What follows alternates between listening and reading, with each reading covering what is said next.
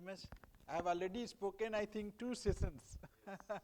One session yesterday, becoming a great doctor, and second session today, making the healthcare system safe. So, I can only repeat from those material unless you want something new. Remember the quotation by William Osler, who wrote the first textbook of medicine in 1890s. He is considered by Americans as father of modern medicine.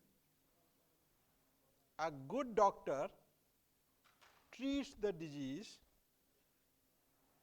a great doctor treats the patient who has that disease.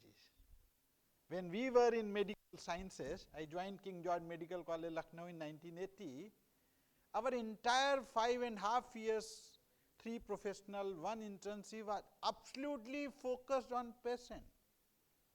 In our final examination, the process of making diagnosis was much more important than the laboratory findings or final confirmation. And our teachers at that time were focusing on what William Osler said in my this forenoon slide. I am repeating because many students are now coming here. William Osler said, listen to your patient, he is telling you the diagnosis. And being President AIIMS Rewari, I now notice in the new younger generation, Sarah, 3 generations are here, you are sitting in OPD, patient has not yet started his first presenting symptom. By your intuition, you have started writing complete blood picture, liver function test, etc., etc. Dr. Arvind Lal, the famous founder of Lal Path Lab, is a good friend of mine. He gave me interesting data to me, Dr. Arvind Lal. I am quoting him, that's why. He said, sir, today medical sciences is reduced to laboratory medicine. And this is right from horse's mouth of Dr. Arvind Lal, the founder of Arvind Lal Path Lab, the biggest diagnostic lab listed, more than 20,000 crore, I think, market cap. So today, 70% diagnosis is laboratory medicine, 30% is only clinical medicine. In our time, if we would have gone into that side, all our professors would have failed or I would not have been here. Why is it so? Why that process of history, examination, then formulating provisional diagnosis, then confirming through evidence? There is a biostatistic behind this. For the young generation who are much more quantitative, no modern medicine test is 100% sensitive or 100% specific. No modern test.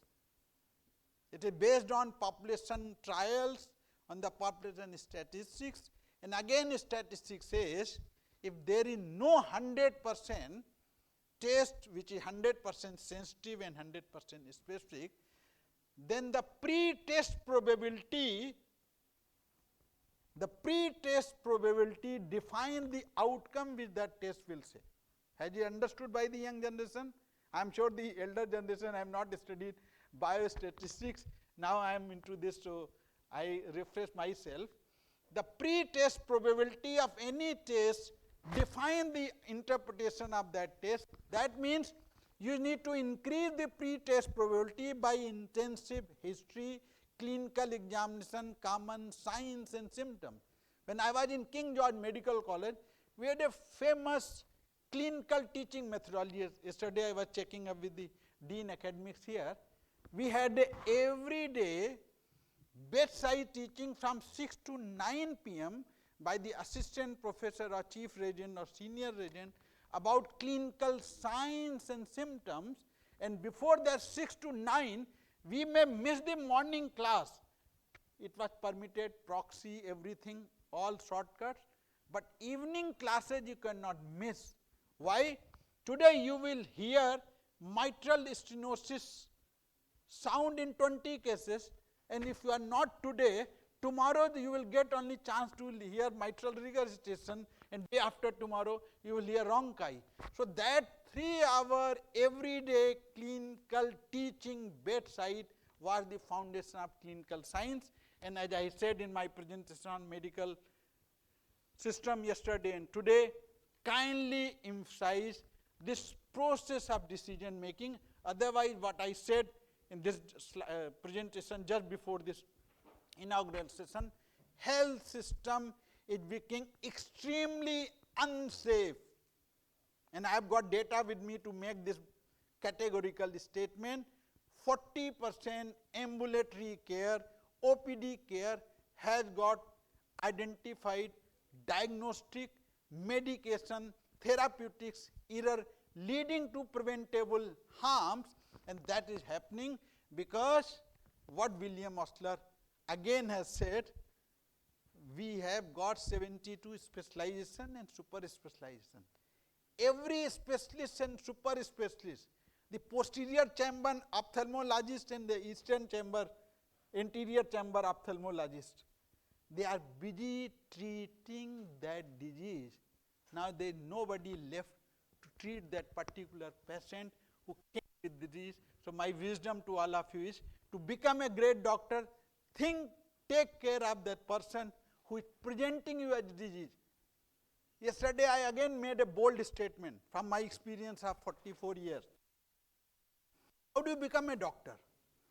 You have come to institute, you will study Gray's anatomy, everything, shortcuts, etc., etc., Google, decision support systems.